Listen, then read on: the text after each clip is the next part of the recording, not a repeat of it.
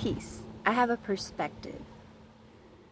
Do you ever think if we were taught that our self-worth wasn't based off the surface level, which is the way we look, where we came from, it is part of us, but sometimes people hold on to it so much that they aren't willing to change and adapt and to realize it gives us something in common with someone, but we still are all original.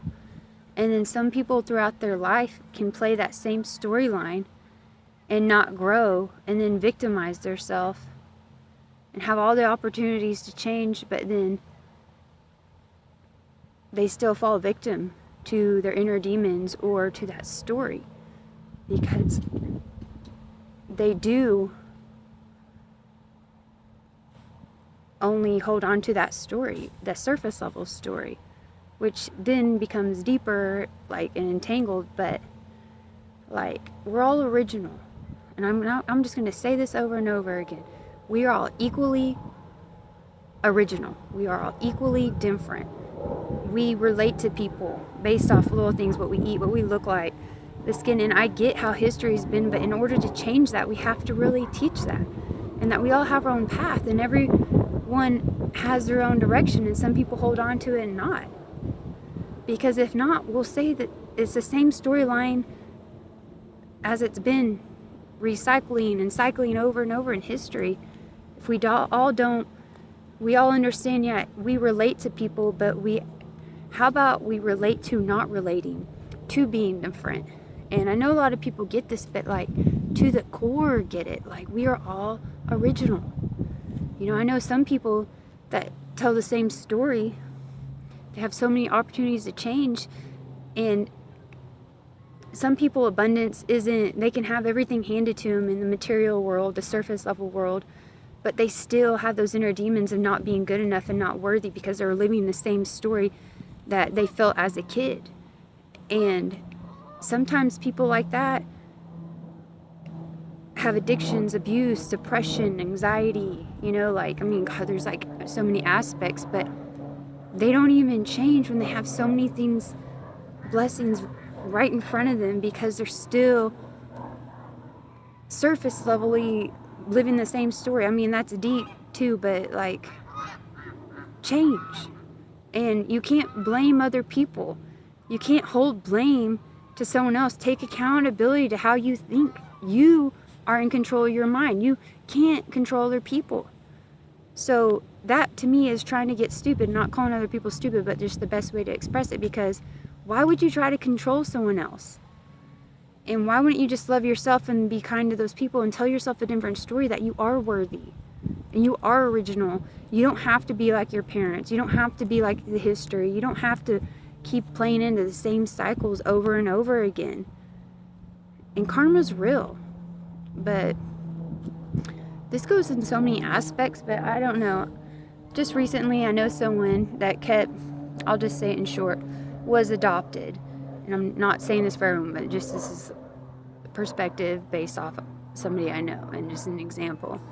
And this person had everything in life, you know, was adopted by like his actual aunt, but at a young age. And they actually owned a business. They were, you know, financially stable. He had everything he ever wanted. But then he still chose to feel like he wasn't worthy. He still abused drugs. He still abused a lot of things. I would say became a career criminal. And then kept missing out on his karma and kept getting in trouble and getting away with it. And then finally, he just never changed. And then something happened, and it actually wasn't true. But once you're kind of condemned a liar and you don't ever change, it doesn't have to be that, but you know, as an example, something will kick you in the ass that you didn't do, but you'll get punished for it, because karma works that way.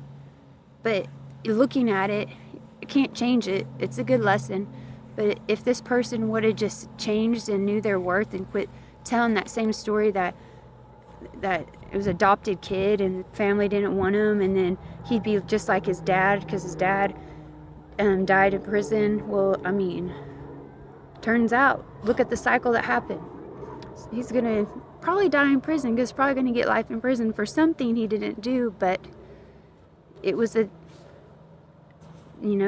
last string or whatever, that broke the horse's back. I don't know the analogy.